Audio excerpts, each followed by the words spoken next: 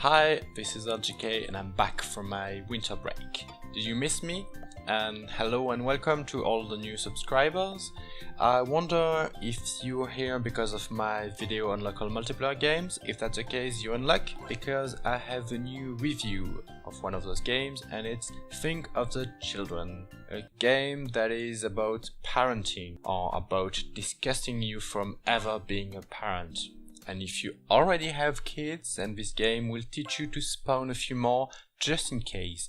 Like maybe go up to 6 or 7 in case you lose like the first 4. I don't know, maybe one of them would decide to tickle a shark, or another one would decide to grill meat on the barbecue, but the only meat available is himself, or maybe one of them would get rammed by a car. Well, you know, these things happen, so you should be careful and make more kids, or not at all. It's for you to decide, and this game is here only to help you in this decision. More seriously, what's the game about? It's a cooperative game about trying to prevent the death of your kids while you're trying to accomplish objectives. Objectives such as things related to the event, setting the table, socializing, putting sunscreen on, and so on. And you might think that, well, it would be just easier to accomplish the objectives if you let the kids die, right? No kids to worry about. You have all the time you need to set up the pinata for the kids that you don't have anymore. But that's not how it works, because at the end of the mission, the game will count your points.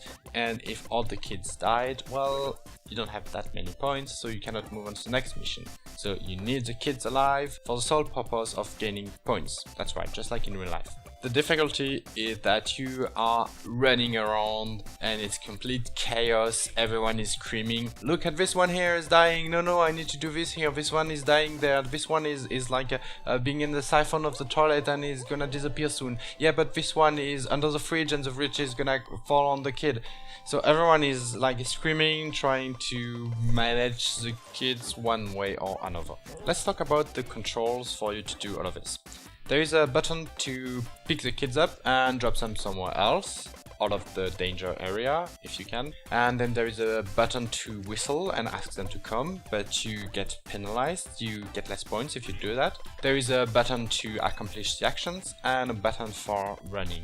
While this might not seem too much, it's only 4 buttons and the movement, it's actually a slight problem when you're trying to play this at an event with non-gamers. Because we have to keep in mind that these games are mostly designed like to have fun, to socialize, and to bring it like not necessarily hardcore gamers. You might be with casual gamers, like for me it was a bit with my father, or for you, I don't know, like someone that is not used to games. And 4 buttons starts to be a bit much. Usually when it's 2 buttons, it's like attacking and jumping, it's okay, but now it starts to be a bit confusing. And then we had the issue that there was a mission, the airport mission, and here my father couldn't manage to both do the objectives and saving the kids. Usually it's not a problem, because I would carry the mission for the both of us. I would accomplish all the objectives while he was mostly looking after the kids. But then during the airport mission, each parent has specific objectives to accomplish, such as stamping their passport, checking the luggage, buying refreshment, and then going through the x-ray. He just couldn't do it, so we never managed to have enough points for the both of us, so we never managed to finish that mission. I had to try it again on my own. If I was playing with another gamer, experienced gamer, it would go just fine, but with casual players there's a bit of a problem.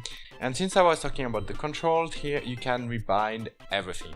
There is nothing to complain about the options menu. You can change the resolution, full screen on or off, the audio sliders. So overall, on the technical point of view, this game does everything well. The art style is also quite good. It's made out of voxel, so it can run on older machines that would usually have problems with modern 3D games. And talking about the art, you can customize your parents and kids, or you can just pick them up randomly at the start of the game. So overall, this is perfect. You just bring the game, everything can be ready in no time. Another thing that I would like to talk about is the pacing. I think the role model would be Overcooked. In Overcooked, you have some small actions to perform, and they are not too short, so you just have enough time to think about what to do next, and they are not too long that you get bored and you feel stuck doing one thing.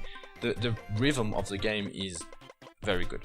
And then I played recently No Heroes Here, and here the pacing wasn't so good because it was full of micro actions that are not very interesting to do, and they are too short for you to actually look around and think what to do. You kept doing the thing quickly, and you didn't have time to think about the more interesting things to do in that game. So you were like preparing cannonballs, and you spent your time with your nose stuck in the cannonballs rather than manning the cannons. In Think of the Children, you're running around all the time, and it's also micro actions, but you still have a better sense of what's going on in general, and whether you decide to do an objective or help a kid. And it's quite good, except that the problem is that I did not find that it scaled very well according to the number of players. For instance, when we were 2 players, we had 6 children to take care of, and this was a bit too much. I think the game balanced it by asking for less points to finish a level, but still there were 6 kids running around, and that was very hard to deal with. It was very fun, but hard, while if we were more players, it would be much more manageable, and it gives a bit more freedom with the pacing and deciding which actions to do or not. And I think Overcooked is the one that scaled the best according to the number of players. This one a bit less so, but still I will insist this was absolutely a blast. Very fun to play, and we were laughing to tears when we were playing this, and the kids were dying like for random reasons because we couldn't reach there in time, and we were making our own little stories on top of that. It was amazing, so I recommend this one definitely. Get this, it needs to be in your toolset for local multiplayer games. And I think I will make at some point a new video with my top games. This one will make the cut for sure, and I will add maybe like Party Panic and maybe a few others. And there are more games that I need to review before I update the video. And actually, there are so many of these games being released regularly, so even if I make one video at some point, it's gonna be outdated like a few months later. So maybe I'll make a new V2 and later V3, I don't know yet.